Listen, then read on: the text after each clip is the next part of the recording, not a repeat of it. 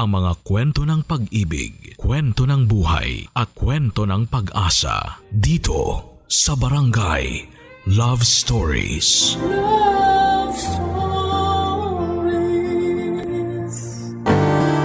Ang pagkakaroon ng kompletong pamilya ay isang dream come true para sa mga lumaki sa broken family. Ngunit kadalasan ay mahirap abutin ang pangarap na ito. Ikaw kabarangay, ano ang handa mong gawin upang maranasan ang pagkakaroon ng isang buo at kompletong pamilya?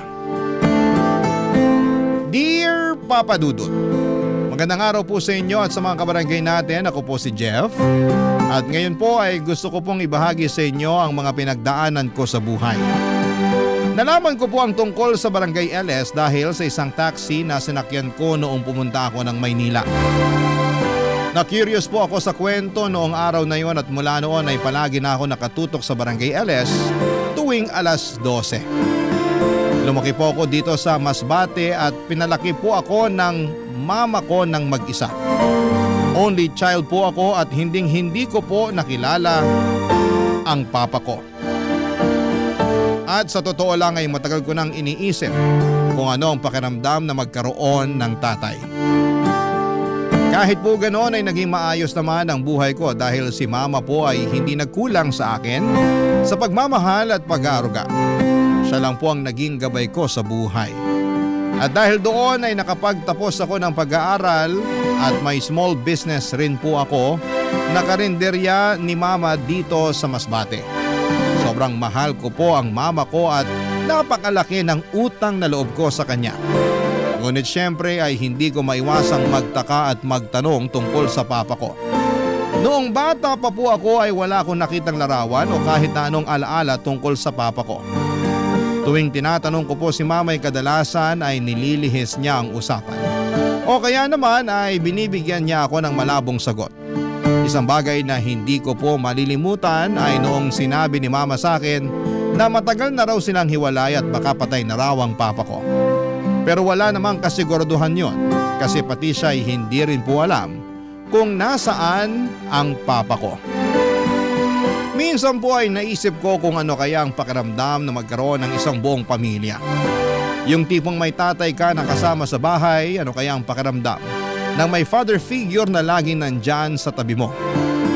Dahil po sa buong buhay ko ay si mama lang talaga ang kasama ko. Kaya't hindi ko po maiwasang isipin na sana'y magkaroon din ako ng pagkakataong makilala ang tatay ko. Noong naging young adult na po ako ay hindi ko po makakalimutan ang isang malalim na usapan na naganap sa amin ni mama tungkol sa papa ko. Sa totoo lang ay sa tingin ko po ay yun na ata ang pinakamahabang usapan namin ni mama na tungkol sa papa ko. Hindi ko pa nakakalimutan na nangyari ang usapang yon pagkatapos kong mamalengke, Papa Dudut.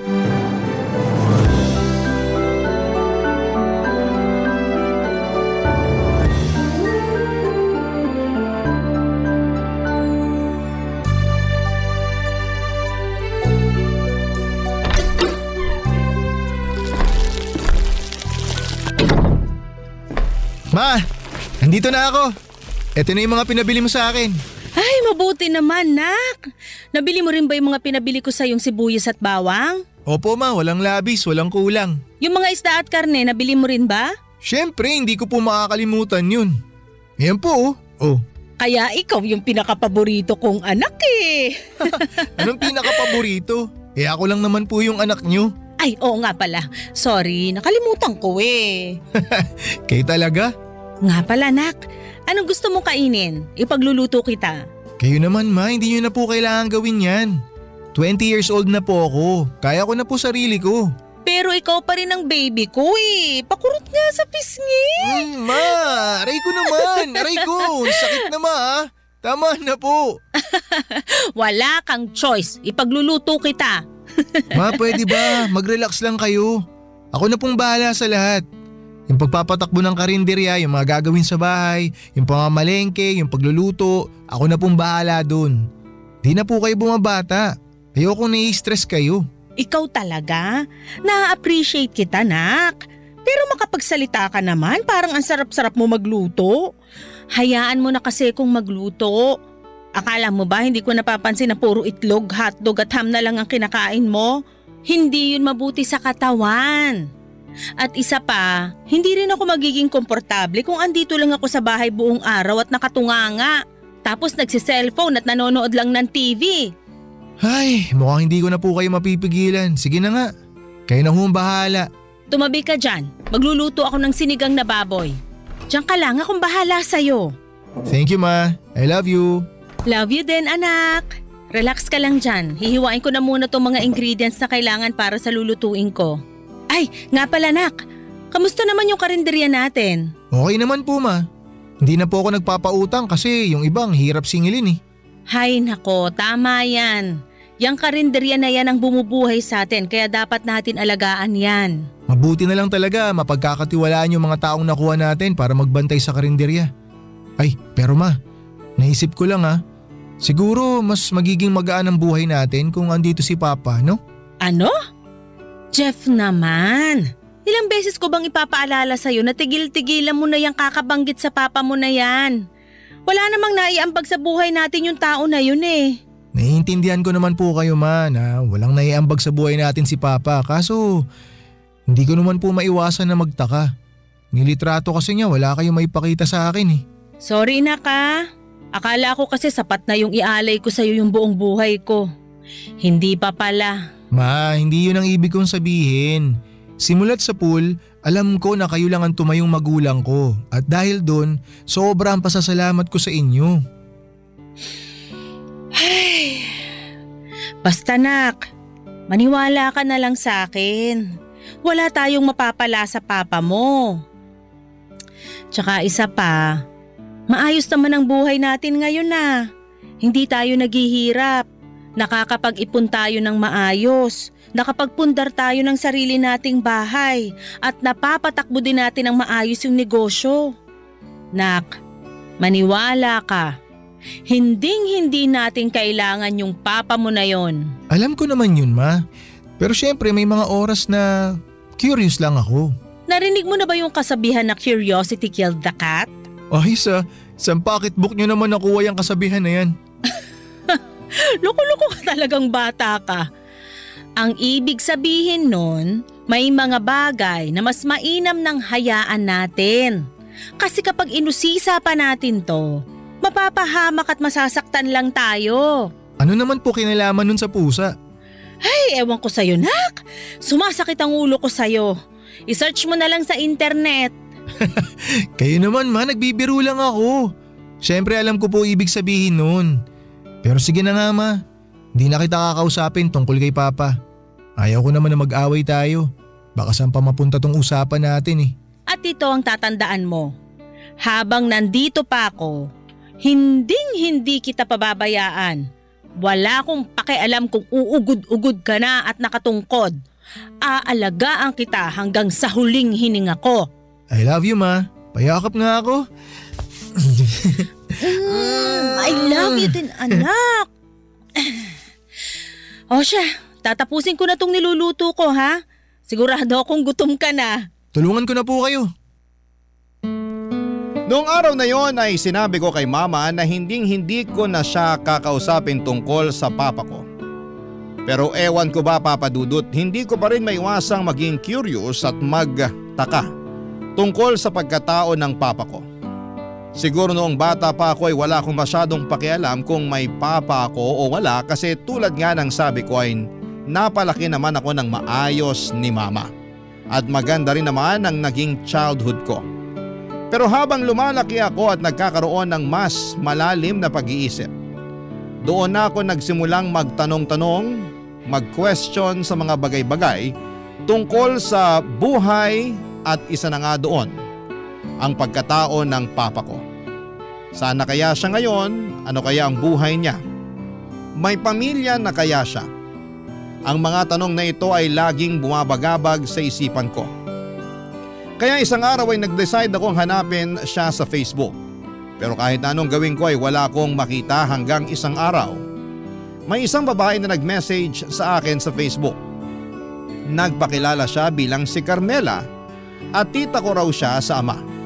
At sinabi niyang Nakatatandang kapatid siya ng tatay ko at gusto niya raw akong makilala. Nagtaka ko kung paano niya ako nahanap kaya kahit may alinlangan ay kinausap ko pa rin si mama tungkol sa babaeng nag-message sa akin para malinawan ako. At dahil din po sa message ng babaeng nagpakilala bilang tita ko ay mas lalo lang lumala yung curiosity ko at naalala ko tuloy yung sinabi sa akin ni mama na curiosity killed the cat. Paano kung tama nga si mama? Paano kung mapahamak lamang ako sa kagustuhan ko, Papa Dudut, na makilala ang papa ko? Pero hindi ko rin naman malalaman kung hindi ko susubukan, hindi ba? Kaya naman nag-decide ako mag-reply sa babaeng nagpakilala bilang tita ko at nagsimula na kaming magkamustahan. Hindi ko alam kung anong magiging resulta pero sa pagkakataong yon ang tanging alam ko lamang ay gusto kong makuha ang mga sagot sa mga katanungan ko. Kahit na may takot at alinlangan sa puso ko. Sa totoo lang po ay sobra akong nagdalawang isip na kausapin ulit si mama tungkol sa nagpakilalang tita ko raw sa ama. Kasi alam ko na ayaw talaga ni mama tuwing kinakausap ko siya tungkol sa papa ko kasi tuwing nagtatanong ako tungkol sa papa ko ay palagi siyang nagbubuntong hininga at halatang halata ang bigat sa kanyang mukha. Sa totoo lang ay isa din po yun sa mga dahilan kung bakit gusto kong makilala ang papa ko. Kasi gusto kong malaman kung bakit gano'n na lamang ang galit ni mama sa kanya, Papa Dudut.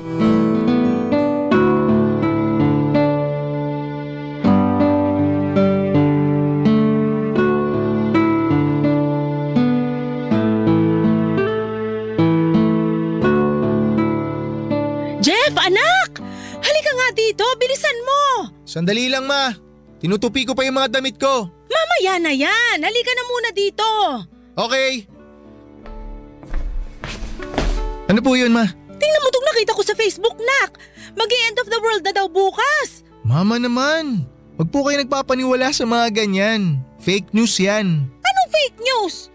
Kayo talagang mga kabataan ngayon, wala kayong kinatatakutan. Tigilan nyo nga ho yung kaka-cellphone nyo, ma. Mas lalo kayong nenervyusin yan eh. Sandali nga. Paano mo nalaman kung fake news to o hindi? Yun na nga, may. Sobrang convincing ng mga fake news ngayon. Hindi nyo na alam kung ano yung totoo o peke. Ay, sige na nga. Titigilan ko na muna tong kaka-cellphone ko. Nak, pakicharge nga to. Sige ma, akin na. Thank you, Nak. Tama ka. Mas lalo lang akong kinakabahan sa mga nababasa ko sa Facebook. Ma? Ano yun, Nak? May gusto po sana akong ikwento sa inyo. Ano yon? Kaso baka magalit kayo eh. Mas magagalit ako kung hindi mo sasabihin. Sige na, ano ba yon, ha? May nag-message kasi sa akin sa Facebook. Carmela daw po yung pangalan niya. Sabi niya, tita ko raw po siya. Siya raw yung nakatatandang kapatid ni Papa. Jeff, i-block mo na yan. Wala kang magandang mapapala dyan. Ma, 20 years old na po ako. Siguro naman panahon na para kwentuhan niyo ako tungkol kay Papa, di ba? Sapat na yung alam mong buong pangalan niya. Maliban dun wala ka nang dapat pang malaman. Ma, sana wag niyo pong mamasamain tong sasabihin ko. Pero hindi po kasi sapat yun eh. Ang dami pong tanong na tumatakbo sa isip ko. Ang dami kong tanong na nangangailangan ng kasagutan. Gusto ko lang naman po malaman kung bakit niya tayo iniwan. Kung mahal niya ba tayo. Tsaka gusto ko rin sana na makilala yung mga kamag-anak ko sa side ni Papa. Utang na loob, Jeff! Ang kulit-kulit mo naman eh! Ako ang nagpalaki sa'yo! Ako ang nagpakain sa'yo! Ako ang nagpaaral sa'yo hanggang sa makapagtapos ka! Ako ang nagpundar nitong bahay at nung negosyo natin! Ako ang nagpakahirap para mabigyan ka lang ng maginhawa na buhay!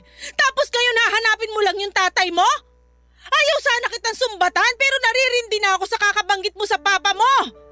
Sinasabi ko sa'yo, Jeff, huwag mo nang kakausapin yung Carmela na yon. Bakit ma? May hindi ba kayo sinasabi sa akin tungkol kay Papa? May tinatago ba kayo tungkol sa mga kamag-anak niya? Ma naman, paano ko po kayo mauunawaan? Paano ko kayo maiintindihan kung hindi nyo ikukwento sa akin? Nako, kahit ano pang sabihin sa'yo, mukhang hindi ka naman maniniwala sa akin eh. Ma, alam ko po na ginagawa nyo lahat para guminhawa ang buhay natin. At habang buhay po ako magpapasalamat sa inyo dahil dun. Pero ma, dapat maintindihan nyo rin na tao lang po ako. Normal lang po sa akin na magtanong tungkol sa mga bagay na deserve ko naman pong malaman. Jeff, anak, makinig ka. Wala ka pang 1 taon nung iniwan tayo ng tatay mo. Naglaho na lang siya na parang bula. Hindi kita maintindihan, nak. Bakit mo naman gustong makilala yung ganong klaseng tao? Kung may listahan lang ng mga walang kwentang tao sa buong mundo, sigurado ako na mangunguna yung papa mo sa listahang yon. Yun lang po ba talaga ang alam nyo, ma? Yung tungkol kay Tita Carmela po, may alam po ba kayo? Hoy, wag na wag mong tatawaging tita yung taong yon. Alam mo kung anong pinagsisisihan ko sa buong buhay ko? Sising-sisi ako na pumayag ako na dalin mo yung last name ng tatay mo. Ay, ma, gusto ko po kayong tulungan. Tsaka gusto ko pong maintindihan kung saan po nanggagaling yung galit nyo kay Papa at kay Tita Carmela. Huwag mo na akong kulitin, Jeff. Matutulog na ako. Naman please. Kausapin nyo naman po ako. Matutulog na ako. Kung ayaw mo makinig sa akin, bahala ka sa buhay mo.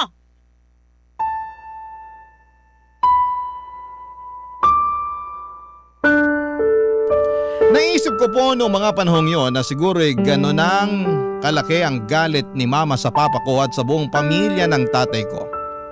Kasi siguro'y iniwan kami ni papa. At sino ba naman kasi ang hindi magkakaroon ng sama ng loob, hindi ba? Hindi pa ako nag-iisang taon tapos ay bigla kaming iniwanan. Pero kahit na ganoon, Papa Dudut, ay hindi ko pa rin kayang magtanim ng galit sa tatay ko. Kaya't ipinagpatuloy ko pa rin ang pakikipag-usap kay Tita Carmela. Ang kwento niya sa akin ay nasa Laguna nakatira si Tita ngayon at mag-isa lamang siya sa buhay.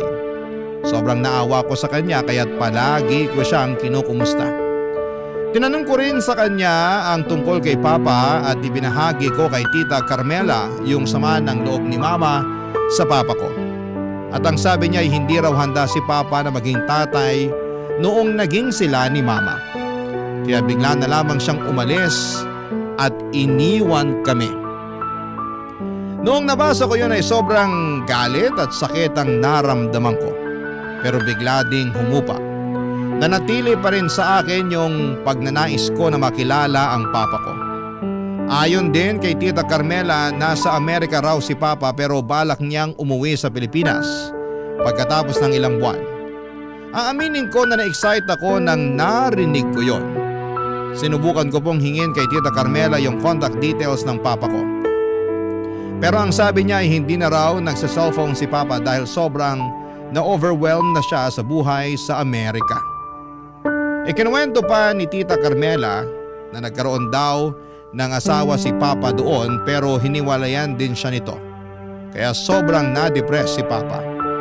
Ayon pa kay Tita ay nakausap pa raw niya si Papa bago ito nag-decide na hindi na mag-cellphone muna.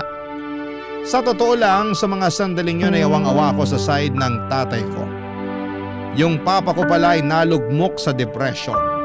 Tapos si Tita Carmela, mag-isa lang din sa buhay. Sabi sa akin ni Tita na namatay daw yung asawa niya sa sakit na cancer. At hindi man lang daw sila nagkaanak. Kaya't mag-isa siyang nakatira sa Laguna, Papa Dudut. Barangay Love Stories. Barangay Love Stories. Noong mga panahong yon, Papa Dudut, ay mas lalo kong naramdaman na may kulang sa buhay ko.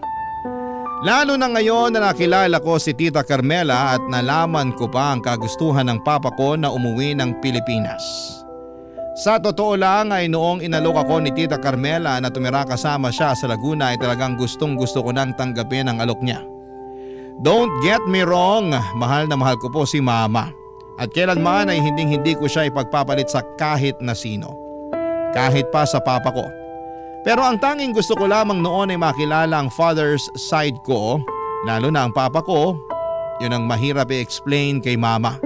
Kasi palagi na lamang galit at inis ang pinaparamdam niya tuwing pinag-uusapan ko sila. Lalo na sa gustong-gusto kong makilala ng lubusan ng pamilya ng tatay ko. Kahit na may kaunting galit, nakaramdam din ako ng awa sa papa ko. Siguro'y sobrang hirap ng buhay niya sa Amerika. Kaya siya humantong sa puntong ayaw na niyang gumamit ng cellphone. Hindi ko man makontak ang papa ko, at least nandyan si Tita Carmela para tulungan ako hanggang sa magkakita kami ng papa ko. Sobrang pasasalamat ko noong time na yon na dumating si Tita Carmela sa buhay ko. Sa panahong hindi ko inaasahan.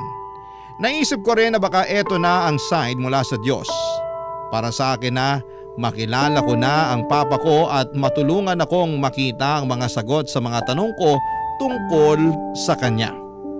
Pagkatapos ng ilang linggo ay tinipon ko ang lahat ng lakas ko para sabihin kay mama na luluwas ako ng Laguna at pansamantalang titira kay Tita Carmela. Alam ko po noong time na yon na tiyak na magagalit si mama. Kung galit na siya tuwing binabanggit ko ang tungkol sa tatay ko, paano pa kaya kapag nalaman niyang nagtatangka akong lumuwas ng Laguna at manirahan sa tita ko? At isa pa po, aaminin ko na medyo nababagot na rin ako sa buhay sa Masbate. Kaya siguro panahon na rin para pumunta ako ng Laguna. Pero sa totoo lang ay namumroblema talaga ako noon kung paano ko ipapaliwanag kay mama ang bala ko. Pakiramdam ko ay para akong sasabak sa isang laban na wala namang armas. Pero kinalaunan ay naglakas loob pa rin po ako na sabihin sa kanya ang plano ko na lumuwas papunta ng Laguna at makilala ang father's side ko, Papa Dudut.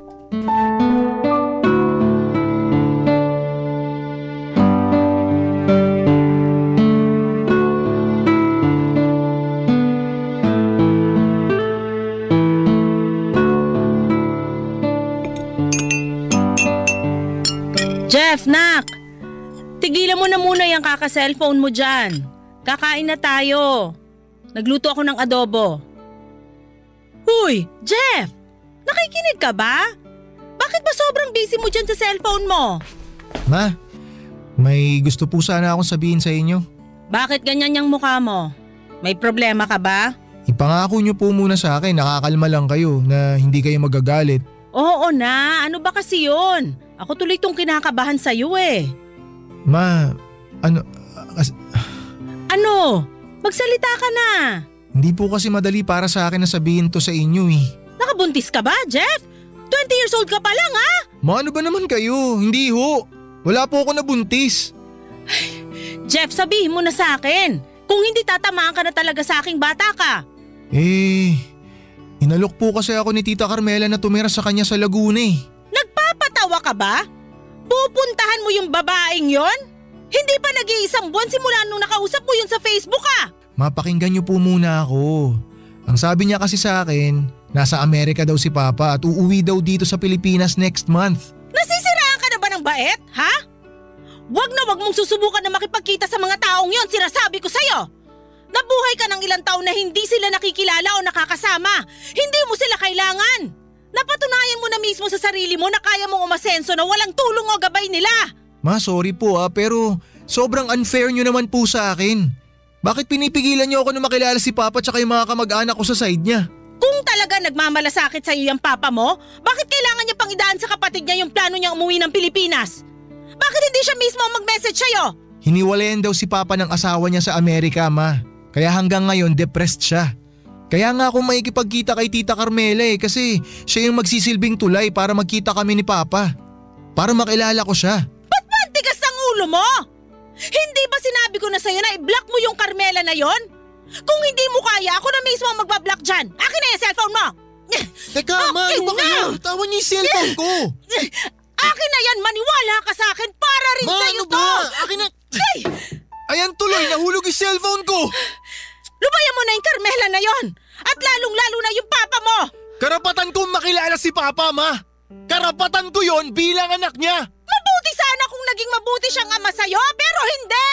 Wala siyang kwentang ama! Wala siyang kwentang tao! Hayop siya! Siguro nga hindi siya naging mabuting asawa sa inyo. Pero hindi ibig sabihin nun, hindi siya magiging mabuting ama sa akin! Ang kapal ng mukha mo! Wala kang utang na loob! Ang ayos-ayos ng buhay mo ngayon! Bakit mo paguguluhin? Buong buhay ko, Ma! Inggit na inggit ako sa mga kaibigan ko dahil nakikita ko na mahal sila ng mga papa nila! Wala kayong narinig sa akin. Pero hindi ibig sabihin nun, hindi ako nasasaktan.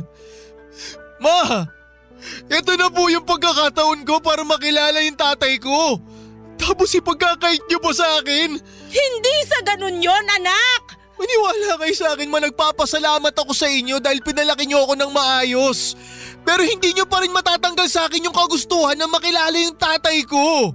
Tapos ngayon na may chance ako na makilala siya, hindi ko na palalagpasin yun. Wala na ba talagang kwenta lahat ng mga sinasabi ko sa'yo? Ano ba bang dapat kong gawin para tumigil ka na sa kakahanap mo dyan sa tatay mo at sa pakikipag-usap mo sa Carmela na yon? Mahayaan nyo na lang kasi ako. Hindi ko to nakukwento sa inyo. Pero ma, ilang gabi na akong umiiyak bago matulog kasi sabik na ako sa tatay ko. Anak naman! 20 years old na ako, ma. At sa loob ng 20 years na yon, hindi nawala sa isip ko kung nasaan si Papa. Iniisip ko rin kung bakit hindi natin siya kasama. Iniisip ko kung iniisip niya rin ba tayo. Iniisip ko kung iniisip niya ba ako bilang anak niya. Kapag nakita ko ba siya, maaalala niya ba ako? Hindi ko makukuha yung mga sagot sa tanong ko kung patuloy niyo akong pipigilan, ma. Hindi na ba kita mapipigilan, nak? Hayaan niyo na akong gawin to, please.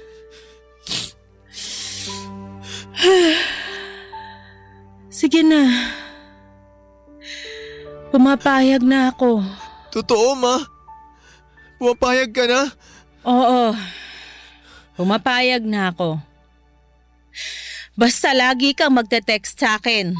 At sasabihin mo palagi sa akin yung location mo para alam ko kung nasan ka. Ma, thank you. Thank you po, sobra. Hindi niyo po alam kung gaano niyo po ako napasaya ngayon. I love you, ma. Maraming salamat. Sobrang saya ko po noong pumayag na rin si Mama na tumira ako pansamantala kina Tita Carmela sa Laguna. Kitang-kita ko po kay Mama na parang napilitan na lamang siya pero alam ko na kailangan ko ring gawin po ito para maramdaman ko ang tunay na pagmamahal ng isang ama. Noong mga panahong yun ay naisip ko na si Tita Carmela ang magiging tulay ko para makita at makilala ko ng lubusan ng papa ko. Lumipas ang ilang linggo at lumuwas na ako mula Masbate papunta ng Laguna. Sobrang kulit rin po ni Mama noong mga panahong yon kasi text ng text siya sa akin. Pero hindi ko naman siya masisisi. Nagwo-worry lamang siya sa akin.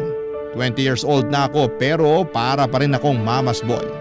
Siguro ay wala namang masama sa pagiging mama's boy kasi ibig sabihin noon ay mahal na mahal ako ng mama ko. Hindi ko rin makakalimutan yung araw na yon. Pagod na pagod ako tapos ay sobrang init pa. Siguro ay mas naging madali kung may direct contact ako sa papa ko pero wala eh. Si Tita Carmela lamang yung pinaka malapit na kamag-anak ni Papa na makakausap ko. Ang plano ko noong mga panahong yon ay makitira muna kay Tita Carmela hanggang sa makita ko si Papa Dudut. Mukhang natuwa rin po si Tita Carmela noong sinabi ko sa kanya na makakapunta na ako sa kanya sa Laguna. Binigay niya sa akin ang address niya at hindi ko po makakalimutan yung araw na yon kasi habang hinahanap ko ang bahay ni Tita Carmela ay tawag si Mama sa akin noong mismong araw na yon. Pakiramdam ko na mga panahong yon ay hindi mapalagay si Mama sa ideya na makikita ko na si Tita Carmela. Para bang may malaking red flag siya tungkol dito. Pero naiisip ko na baka ganun lang talaga siya kasi galit na galit siya sa lahat ng may kinalaman sa papa ko. Pero nagpapasalamat na lamang ako kasi sa kabila ng lahat. Ramdam na ramdam ko yung pagmamahal at pagmamalasakit ni Mama habang pinapalaki niya ako. Siguro ay may mga pagkakataon talaga na gagawin mo ang lahat para makuha ang kasagutan sa mga katanungan mo. Siguro ganon talaga tayo. Bilang mga tao paminsan-minsan ay naghahanap tayo ng mga bagay na wala tayo. At ginagawa talaga natin ang lahat para ma-fulfill ang curiosity natin sa lahat ng bagay, Papa Dudut.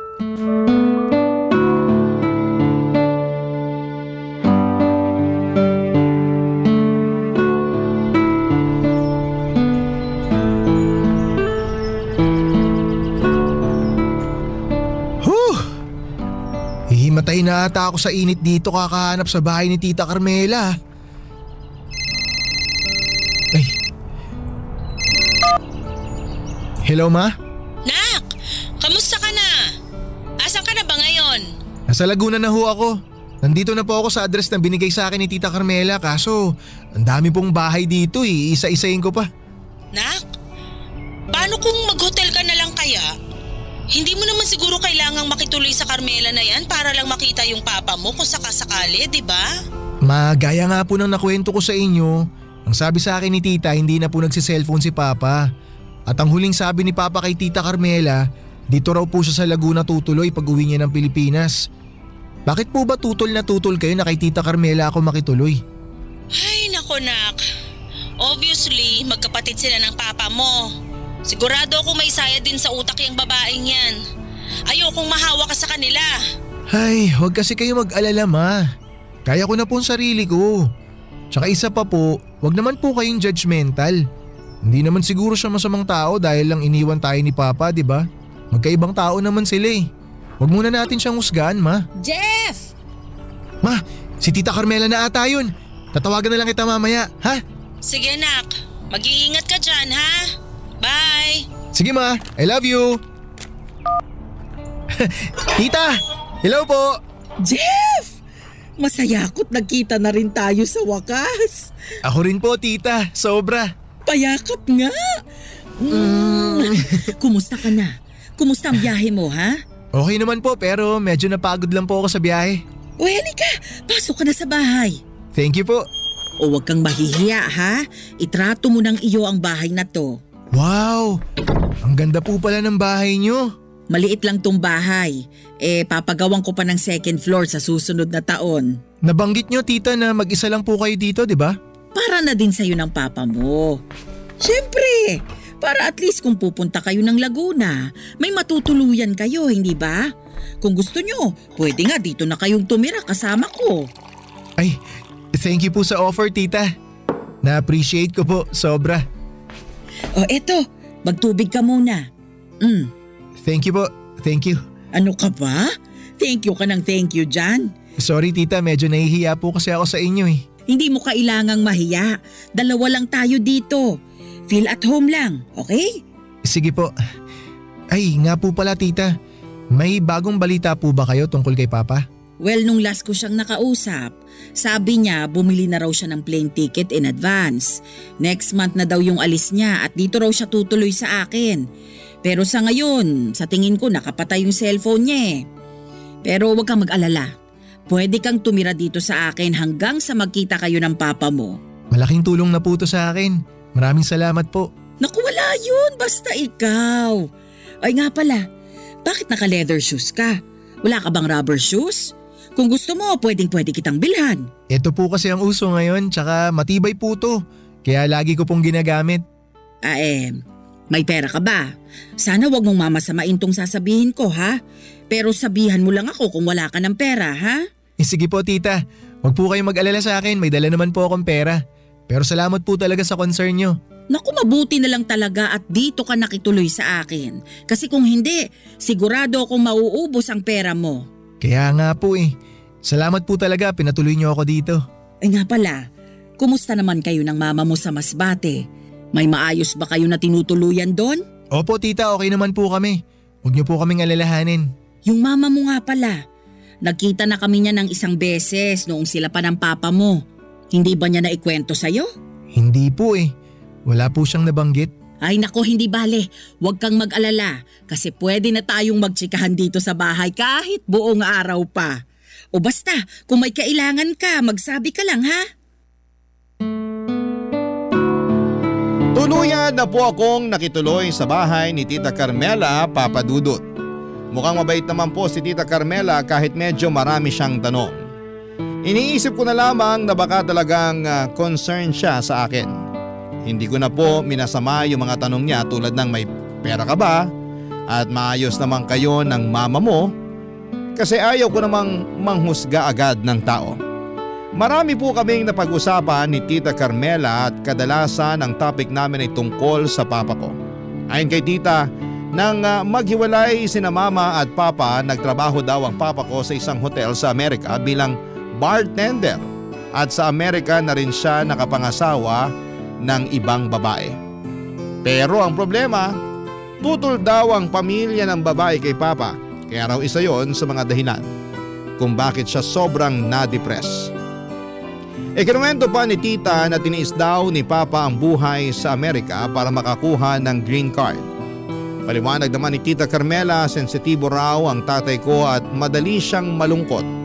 Kaya siguro sa kalungkutan ng buhay sa Amerika, nag-decide siya na mag-isolate. Pero ipinakita naman ni tita sa akin ang huling chat nila ni papa. At nakalagay roon na uuwi si papa kay Tita Carmela. Yun na lamang po ang naging pag-asa ko. At nagdasal ako na sana balang araw ay magbunga rin ang desisyon kong pumunta sa Laguna. Si mama naman po kahit tutol siya sa plano ko noong una, kalaunan ay natutunan niyang tanggapin ito.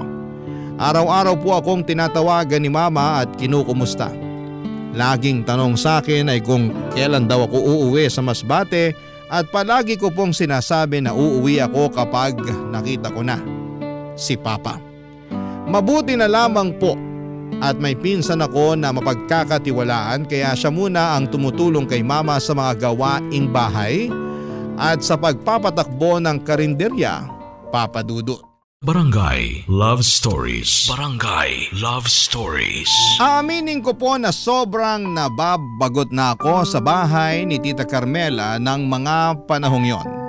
Talaga pong sobrang boring, Papa Dudut. May mga pagkakataon na ako na mismo ang tumatawag at kumukumusta kay mama kasi wala talaga akong magawa sa bahay na yon. Si Tita Carmela naman ay kadalasan ay nasa kwarto lamang niya nagsi-cellphone o kaya ay nanonood ng TV. Kaya paminsan-minsan ay wala rin akong magawa kasi hindi naman ako mahilig manood ng TV at hindi po ako masyadong mahilig gumamit ng cellphone. Akala ko po ay yun na ang magiging buhay ko hanggang makita ko si Papa. Pero isang araw ay nakatanggap po ako ng kakaibang text message. Yung text po ay galing sa isang lending app at ako daw po ang ginawang reference contact. Ang mas nakakatakot pa, si Tita Carmela raw po ang mismong umutang. Sobra ko nabigla, Papa Dudut, kasi matanda na si Tita Carmela at wala namang kasama sa buhay. At mukhang hindi naman siya maluho dahil konti lang ang gamit niya sa bahay at hindi siya mukhang galante dahil sobrang simple na mga kasuotan niya. Ang totoo nga po paminsan-minsan ay nagbumuka siyang basahan sa damit niyang suot kasi kahit lumang-luma na ay pinagtitiisan pa rin niyang isuot. Ganyan siya kasimple. Kaya't gano'n na lamang po ang pagkabahala ko nang malaman kong umutang siya ng 30,000 pesos at ako po ang ginawa niyang reference contact. At gaya ng sabi ko kanina ay ayaw ko pong manghusga kaagad, kaya nang matanggap ko po ang mensahe ay minabuti ko pong kausapin si Tita Carmela. Kasi alam niyo po sa panahong ngayon ay sobrang talamak na ang mga scam at madali na lamang magbintang sa isang tao ng kasalanang hindi naman niya ginawa dahil sa sobrang bilis ng pag-usbong ng teknolohiya, Papa Dudut.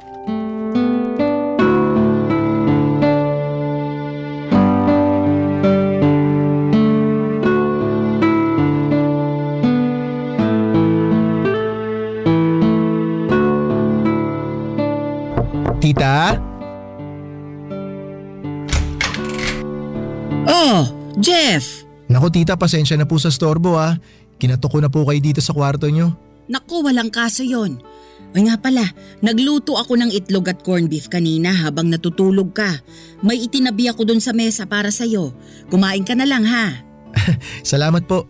Pasensya ka na at kung hindi na kita masyadong naaasikaso kasi nalilibang ako sa panunood ng TV eh.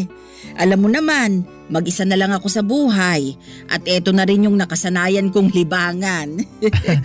Tita, gusto ko po sana kayong kausapin eh. O bakit? Ayaw mo ba ng itlog at corned beef? Ay, alam ko na. Bibili na lang ako ng lechon. Gusto mo ng lechon? Sabihin mo lang mag-o-order ako. Ay nako, tita, hindi ho. Hindi po yun. O bakit? Tungkol saan ba ito? Tita, kasi may natanggap po ako na message kanina. Ha? Anong message? Galing po sa isang lending app eh. Nakalagay po sa message na nangutang daw po kayo ng 30,000 pesos. Tapos ako po yung nakalagay na reference contact nyo sa loan. Eh sabi ko na nga ba eh. Bakit po? Ano po bang nangyari? Aaminin ko, sobrang nabagot ako kanina kaya nag-download ako ng kung ano-anong app. Tapos makalipas ng ilang minuto, nag-message yung isa sa mga kaibigan ko. Sabi niya sa akin, ginawa ko raw siyang reference contact kahit hindi naman. Jeff, sa tingin ko nagkaroon ng access yung app na yun sa mga number na nakasave sa contacts ko. Kaya kung ano-ano na lang yung pinagsisisend nila. Sigurado po ba kayo dyan, tita? Ayun ang pakiwari ko. Kasi wala naman akong maisip na paraan kung paano kayo makakatanggap ng text message mula sa app na yun kung hindi nila hinak yung phone ko. Pero tita, nag-register po ba kayo sa app na yun? Baka po may mga nailagay kayong number dun. Yun nga mismo ang problema. Pagkatapos kong i-download yung app, nag-register ako. Pero hindi ako nangutang, promise. Nako, kung ganun po, sa palagay ko oras na para mag-reformat kayo ng phone. O kaya palitan nyo yung SIM nyo. Tapos i-post nyo po sa Facebook na nahack yung cellphone nyo para alam ng mga kaibigan nyo na hindi po kayo yung nangutang. Sige, pero tulungan mo akong gawin yun sa cellphone ko ha. Hindi kasi ako marunong eh. Sige po tita, wag po kayo mag-alala, ako pong bahala. Naku, mabuti naman kung ganun. Talamak na talaga ang mga nananamantala ngayon ano? Naku, totoo po yan. Kaya lagi po kayo mag-iingat. Lalong-lalo na po tuwing gumagamit kayo ng internet. Uso pa naman ngayon yung nahack yung cellphone kasi kung ano-ano na lang yung napipindot. Thank you Jeff ha, tatandaan ko yan. Oy nga pala, kumusta ka naman dito sa bahay? Okay naman po ako dito. Komportable po ako kahit papano. Pasensya ka na talaga kung hindi ako lumalabas ng kwarto ha. Aaminin ko, tinatamad kasi ako minsan eh. Pero kaya mo naman ang sarili mo, hindi ba? Oo naman po tita, kayang-kaya ko po sarili ko, wag niyo po akong alalahanin. Okay lang po talaga ako. Ay, nga po pala tita, may balita po ba kayo kay Papa? Magdadalawang linggo na po kasi ako dito pero wala pa rin tayong balita sa kanya eh. Naku, wala eh. Sinusubukan ko ngang tawagan pero mukhang nakapatay pa rin yung telepono niya. Alam kong nababagot ka na kakaantay sa papa mo pero magtiwala lang tayo ha. Ang sabi niya sa akin, dito raw siya didiretso pag nakaalis na siya ng Amerika. Kaya mas mabuti na rin na nandito ka para pagdating niya, makita mo siya kaagad. Pasensya na po kayo kung sobrang kulit ko ah. Excited na po kasi ako eh. Ako din naman. Pareho lang tayo ng nararamdaman. Bunsong kapatid ko yung papa mo at ilang taon ko na rin siyang hindi nakikita. Tita, baka naman po pwede nating tawagan o hanapin sa Facebook yung dating kinakasama ni Papa. Ha? Bakit mo naman gagawin yun? Ang totoo niyan tita, nag-aalala na po kasi ako kay Papa eh. Baka may masama nang nangyari sa kanya. Malay niyo po, baka alam nung dati niyang kinakasama kung nasan si Papa ngayon. Nako, yan ang wag na wag nating gagawin. Ayaw ng tatay mo na may ugnayan pa dun sa dati niyang kinakasama. Dahil sa pang-aapi na ginawa sa kanya ng pamilya ng babae. Hindi man lang ba pinagtanggol ng babae si Papa kahit minsan? Yun na nga eh. Paano naman kasi sunod-sunuran yung babae sa pamilya niya? Hinahayaan niya lang yung pamilya niya na insultuhin at maliitin yung papa mo noon. Ay, nakakalungkot naman po pala yung pinagdaanan ni Papa sa Amerika. Mabuti na lang talaga at naisipan niyang umuwi dito sa Pilipinas. Mismo! Kaya konting tiis na lang talaga. Makakasama na rin natin yung papa mo. Pagkatapos ng usapan namin ni Tita Carmela ay mas lalo akong naging determinado na hintayin si Papa na makabalik sa Pilipinas. Nang mga oras na yon ay napagtanto ko rin na hindi pala madali ang mga pinagdadaanan ni Papa sa ibang bansa.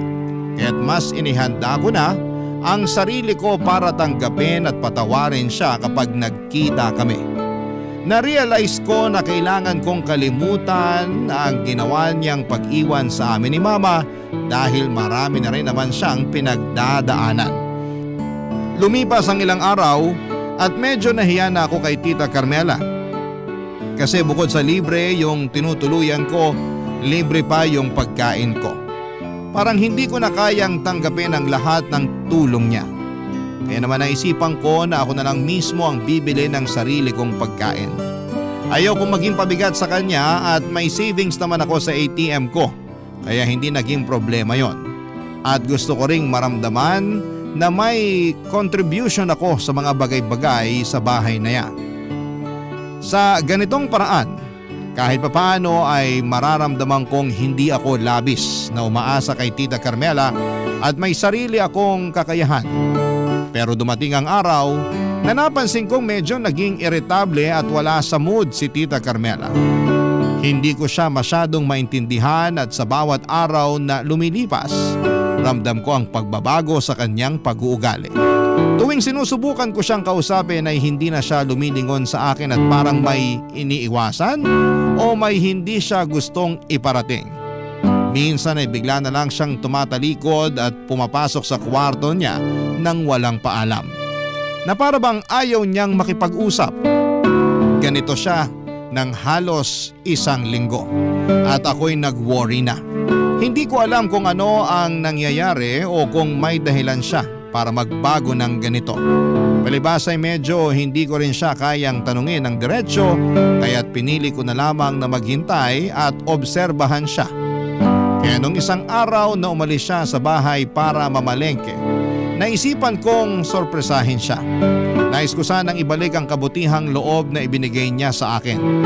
Pinili ko na maglinis ng buong bahay at gusto ko siyang mapatawa, mapagaan ang pakiramdam at maramdaman niyang may taong nagmamalasakit din sa kanya. Tulad ng malasakit na ibinibigay niya sa akin.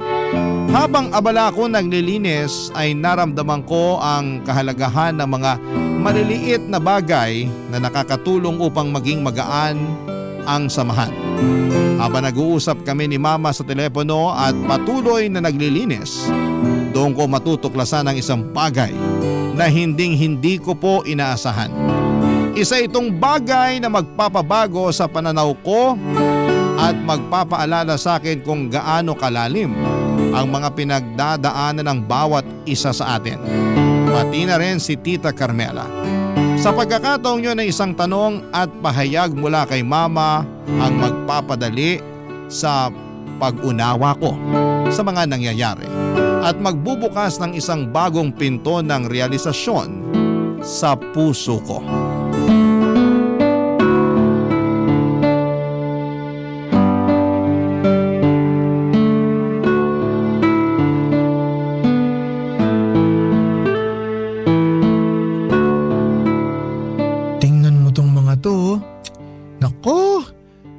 Ba naman tong mga gamit ni Tita Carmela? Nagkalat na dito tas ang alikabok pa. Pero di bale, lilinisin ko na lang. Ay. Hello ma? Nak, kamusta ka na dyan? Okay naman po ako ma. Lumabas po si Tita Carmela para mamalengke kaya eto, nililinis ko po tong bahay niya ngayon para masorpresa naman siya pagbalik niya. Pambihira ka talagang bata ka. Sinabi ko naman sa'yo na mag-hotel ka na lang, di ba? Ginagawa ka ng katulong ng demonyetang yun eh. Ano ba naman si Mama? Mag-relax nga kayo. Hindi naman po labag sa loob ko yung paglilinis ko dito. Ang totoo niyan, ako nga po ang nahihiya sa kanya kasi libre pagkain ko, libre tinutuluyan ko. Kaya naisip ko rin na ako na lang mismo ang bibili ng pagkain ko para hindi nakakahiya. Tapos ito pong paglilinis ko ng bahay niya, maliit na bagay lang to para kahit papano makabawi naman ako sa kanya. Ewan ko sa'yo. Naghahanap ka talaga ng sakit ng ulo, bata ka. Ay, nga pala. Yung lending app na nag-text sa'yo nun, nagte-text pa rin ba hanggang ngayon?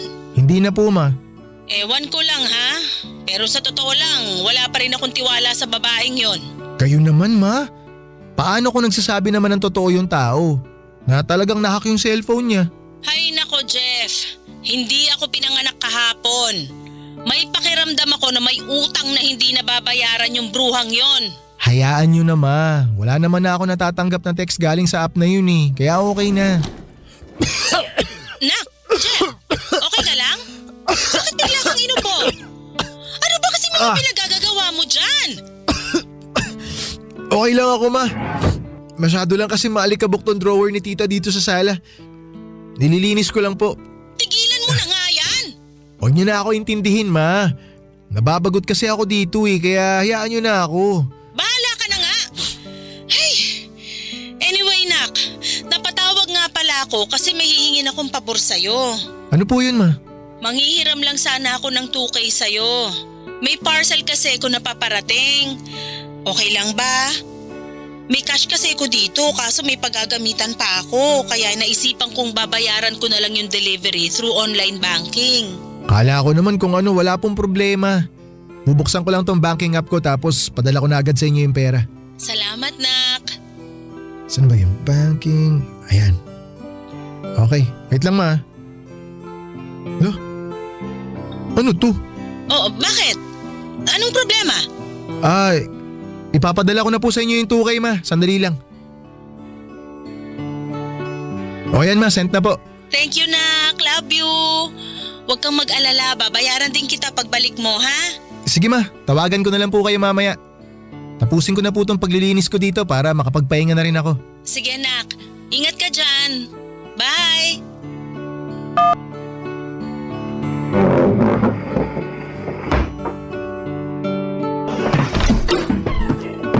Jeff, namalengke nga pala ako. Napapansin ko kasi na palagi ka na lang nagpapadeliver. Kaya naisipan ko nang magluto. Anong gusto mong ulam mamaya? Tita, meron po pala akong gustong klaruhin sa inyo. Oh, ba't ganyan ang mukha mo? Ano bang problema? May nawawala po kasing 10K sa savings account ko. Tita, bakit hindi po kayo makasagot? May kinalaman po ba kayo doon? Jeff, sorry ha. Nakita ko kasi yung ATM mo na nakalapag sa mesa. Tapos nakita ko rin yung maliit na papel kung saan nakasulat yung PIN code. Kaya hiniram ko na muna. Hiniram? Tita, hindi po hiram yung ginawa nyo. Kinuha nyo po yung ATM ko na walang paalam tapos winidraw nyo yung pera nang hindi ko alam. Alam nyo tita, sa ginawa nyong yan, nakukonekta ko tuloy yung utang nyo sa mga lending app.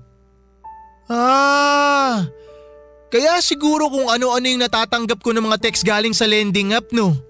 Kasi totoo namang gagancho kayo. Sabi ko na nga ba may suspecha talaga ako na may kinalaman kayo dun sa pag-utang-utang sa mga lending app na yon. Kahina-hinala talaga yung dating nyo tita Ibalik nyo sa akin yung ATM ko. Yung ATM lang bang pinuputok ng butsi mo? O eto na yung ATM mo? Huwag kang mag-alala. Ibabalik ko naman sa iyo ang pera mo. Talagang ibabalik nyo sa akin yung pera ko tita? Saan nyo ba dinala? Ipinamili nyo? O tinago nyo? Sinama nyo ba yung 10K ko sa lahat ng mga perang nakuha nyo sa mga lending app? Ha? Nasaan? Nandito ba sa drawer? Tumigil ka! Wala kang karapatan na pakialaman at halugugin ang mga gamit ko dito sa bahay. At wala kayong karapatan na pag nakawan ako. Nasaan na yung pera ko? Kala nyo hindi ko hahalugugin tong cabinet nyo? Ha? Nandito ba? Andito sa envelope na to? Tingnan natin para magkaalaman.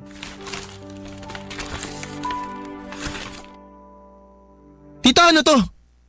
Bakit may death certificate si Papa dito? Jeff, kaya kong ipaliwanag yan. Makinig ka muna sa akin. Sige, makikinig ako.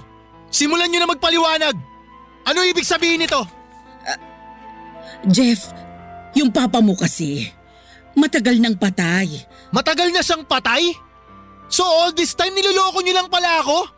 Ano ba talagang intention mo sa akin, ha? Bakit ka nagpanggap na buhay pa si Papa? Bakit mo ako pinapunta dito sa Laguna kung patay naman na pala yung tatay ko? Wala naman pala akong mapapala sa'yo. Ano ba talagang balak mo sa akin? Sumagot ka! Ang totoo niyan, gusto lang talaga kitang makita at makilala. Kaya ako nagpanggap na buhay pa yung papa mo. Hindi ako naniniwala sa'yo. Kung ako sa'yo, wag mo nang dagdagan yung mga kasalanan mo. Magsabi ka na kasi ng totoo. Bastos kang bata ka. Hoy, tiyahin mo pa rin ako. Wala kang karapatan na bastusin ako ng ganyan. Ha, ang lakas naman ng loob mo. Gusto mo na respetuhin pa rin kita? Matapos mo akong lokohin? Simula pa lang kinuwento ko na sa'yo kung gaano ako kasabik na makita yung tatay ko. Pero yung pala matagal na siyang patay. Niloko mo ako. Pinaglaruan mo ako. Sinamantala mo yung kahinaan ko. Bakit ginawa mo sa akin yun? Sinabi ko naman sa'yo, di ba? Gusto lang kitang makasama. Yun lang yun. Maniwala ka naman sa akin. Napakabasura niyang dahilan mo. Napakawalang kwenta. Aalis na ako. Hindi na ako magpapaloko sa'yo. Yung 10K na kinuha mo sa akin, sa'yo na yon. Abuloy ko na sa'yo yon. Pero makinig ka sa sasabihin ko. Bago ako umuwi sa amin, magsasampa ako ng reklamo para maparusahan yung katulad mong manggagancho!